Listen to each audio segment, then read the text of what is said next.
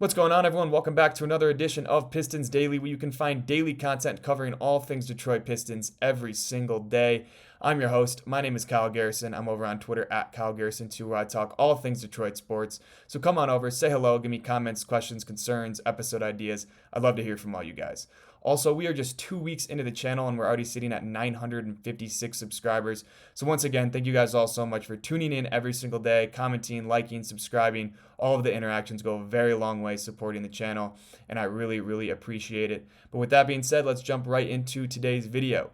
So the first thing I want to talk about is Caris LeVert. He obviously just signed a multi-year deal, so I'll give my thoughts on that. And then another Michigan Wolverine whose name has been circulating Pistons community is Duncan Robinson, so I'll give my thoughts on him.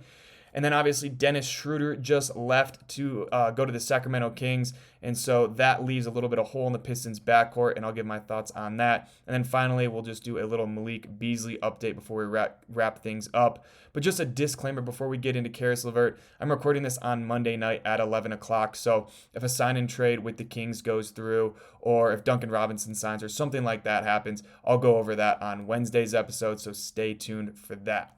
But diving into Caris LeVert, this was an interesting signing, an interesting situation.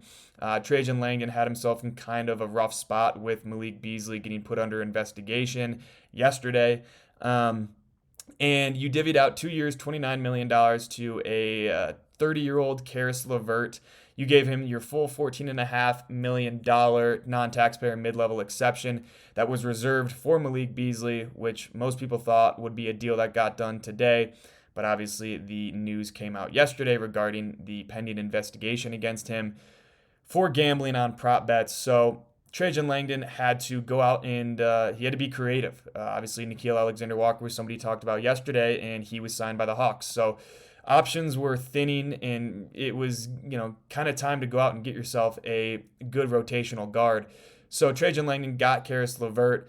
At first, I was a little bit indifferent. I don't love how old he is. I don't love the defensive end of the floor. He's not a great spot-up shooter, but as I've kind of looked at the advanced stats and I've started to watch some more film, he is a very solid player, and I think he can give them great minutes off of the bench. I think he might be better overall than Dennis Schröder on both ends of the floor. He's definitely a better finisher at the rim. He was a better three-point shooter, at least in the regular season last year, than Dennis Schröder was, and overall, I think that Caris LeVert's going to give you a good spark off the bench on both ends of the floor. He can play with a guy like Marcus Sasser. He's 6'6", he's long, he can guard probably 1 through 3, I would imagine. Maybe at this point in his career with the age, he might not be able to stay with quicker guards, but I do like his versatility defensively. He's in the 86th percentile in deflections at 3.4, which we love. We love a guy that gets his hand on the ball. Ausar Thompson does that very well. He's in the 99th percentile, so getting a guy like Caris LeVert who can kind of play that wing combo guard position, handle the ball well, could create some interesting mismatches with him and Ausar Thompson on the floor causing some havoc. I also like his versatility defensively, which is just a measure of how versatile a player is defensively. We've gone over this stat before, just a little bit subjective, but it does a good job of kind of just summing up the player as a defender. And he's in the 70th percentile in versatility, so he can guard multiple positions. And then on the offensive end, we mentioned it, he's a 37% three-point shooter. Nothing insane. Year to year, he's pretty inconsistent. He was 32% in 2024. In 2023, he was up at 39%, and then in 2022, he was 32%. So I think he's more of a product of his environment, and he kind of thrives off of the talent around him. Obviously, last year in Cleveland, he was very, very solid. In Atlanta, he was pretty good as well, but there was a little bit of drop-off from Cleveland to Atlanta, and I think that's just with the skill and the talent that was on the floor for both teams. But when you look at his advanced statistics as an offensive player, he doesn't wow you with true shooting percentage or shooting quality or anything like that. Like, yeah, he can go get you a bucket, and he's a good downhill finisher, but there is some inconsistencies as a pure scorer. But when you look at his creation and his facilitating, he's very solid. He was in the 80th percentile in creation last year, which is a per 100 estimate of the number of open shots created for teammates at 5.3, which is very solid. Passer rating was in the 84th percentile at 6.7. So you can trust him to come in and be your backup point guard and play those backup point guard minutes. And then you can also have him on the floor at the same time as Cade and Jaden Ivey. And so I like what he brings to the table overall. And I'm still indifferent about the signing. I got to do some more research, but I'm starting to lean towards him being a guy that in December we look at and say, okay, that was a pretty good value signing. Kind of like what we looked at last year with Tobias Harris and Malik Beasley, when during the offseason we were a little underwhelmed, but once we got going, we realized, okay, these guys are very key pieces to this team. I think Caris LeVert could be that. But let me know in the comments below what you guys think of Caris LeVert, and if you are okay with him kind of being that replacement for Dennis Schröder as the main ball handler off the bench. And yeah, just give me your thoughts on what you think of Caris LeVert. And we'll dive into another former Michigan Wolverine, and that is Duncan Robinson. He has been linked to the Pistons for the past like 36 hours now.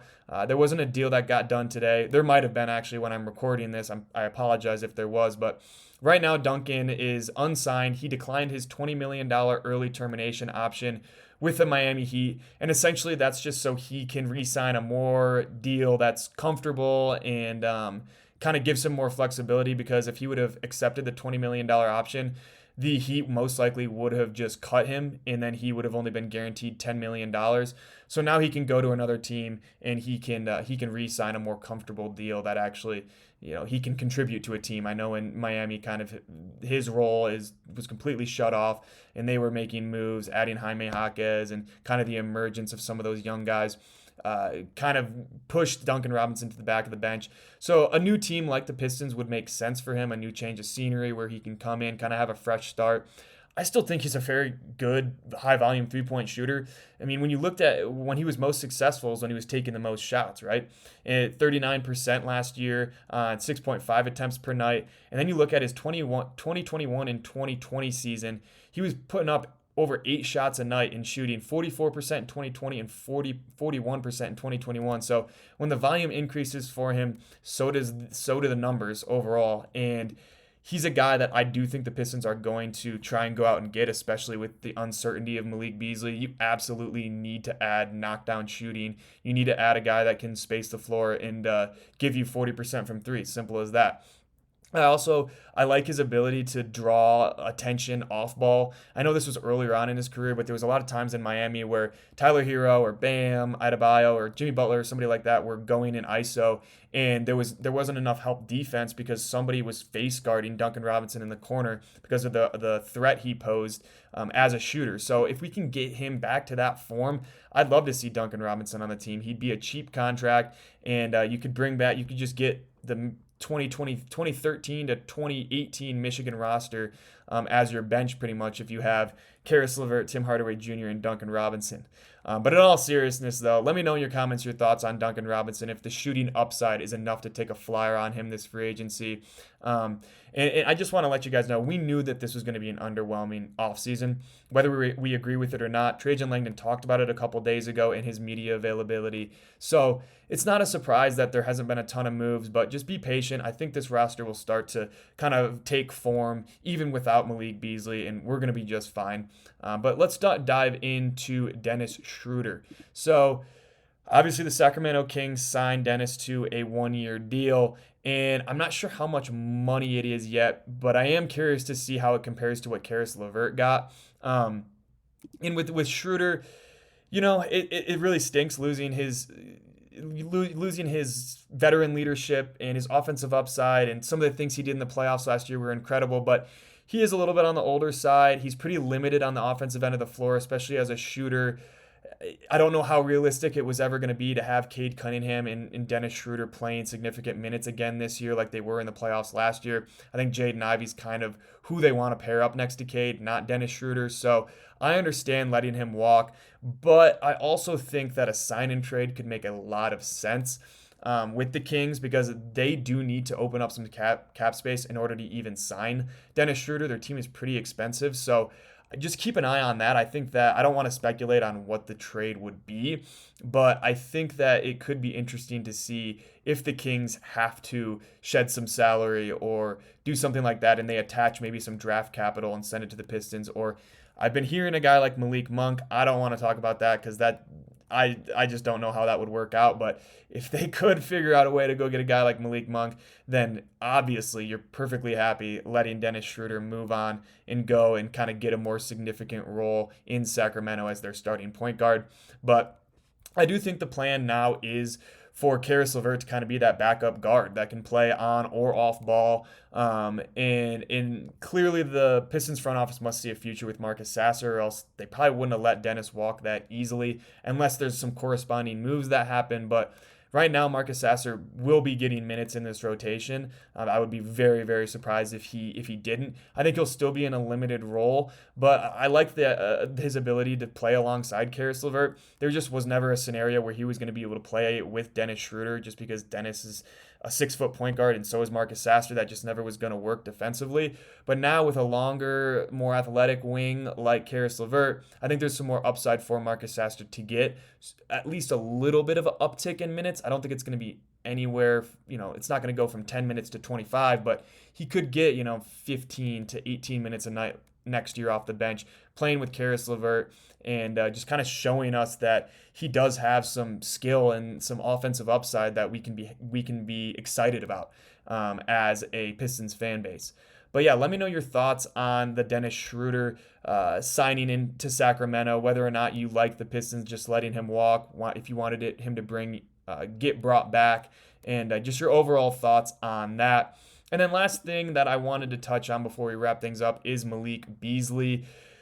So it's been a weird weird 36 hours now with Malik Beasley, and it sounds to me like the Pistons already had an offer on the table. It looks like it was 3 years, $42 million. They were prepared to offer him the non-taxpayer mid-level exception.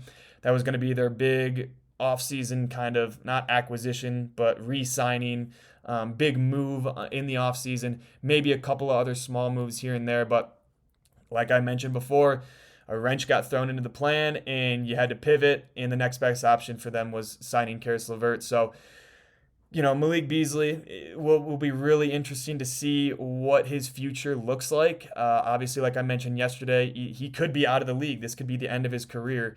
And we'll just have to see. And it's hard to speculate. It's hard to really see what the investigators are seeing. But at the end of the day, like I said, you have to respect the integrity of the game, and Malik Beasley didn't, so he's going to get punished if he did what he did. But we did see Terry Rozier earlier today get cleared of his charges, so hopefully we're crossing our fingers that's also what happens with Malik Beasley. And if that were to be the case, let's say, in October, September, whatever, his case gets cleared and he is able to rejoin a roster, the Pistons would be able to sign him on the minimum, and then they would have his rights, so then they could extend him again next summer, and it would be the same kind of situation we're looking at right now. It'd be another kind of prove-it deal where he's coming back in, and if he has a good year, the Pistons would end up probably re-signing him to a multi-year contract. But it just stinks for everybody involved. It sucks for Malik Beasley too. I feel bad for him. If he did it, I guess I really don't feel that bad for him. But if he didn't, it definitely is going to be hard for him to push his way back into the league. It's just another roadblock for him. So, I hope for the best in this situation, and I know Pistons fans do, because he's just another guy that we would love to have on this team, especially with Caris LeVert. I think that would be really fun to have Caris LeVert and Malik Beasley as your backup 1 and 2 guard. I think that would work out very, very well, but we'll just have to see. Let me know what you guys think about the Malik Beasley situation. I know it's not really that fun to think about because it's pretty depressing, but just let me know what you guys are thinking about it, and if he is cleared, what you think the Pistons should do in order to get him back. But that's really all I've got for you guys today. If you haven't already, please like, subscribe, comment, turn on post notifications, and follow me on Twitter at Kyle Garrison2 for more content covering all things Detroit sports.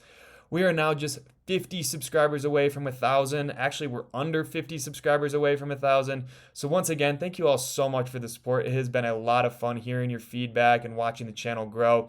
I can't stress enough how grateful I am for all the support. So Pistons fans, you guys are the best, and this is going to be a really fun season. I'm very excited for it. Free agency already has been very fun, and I can't wait to really get into kind of roster creation and what this team's going to look like on paper heading into next year.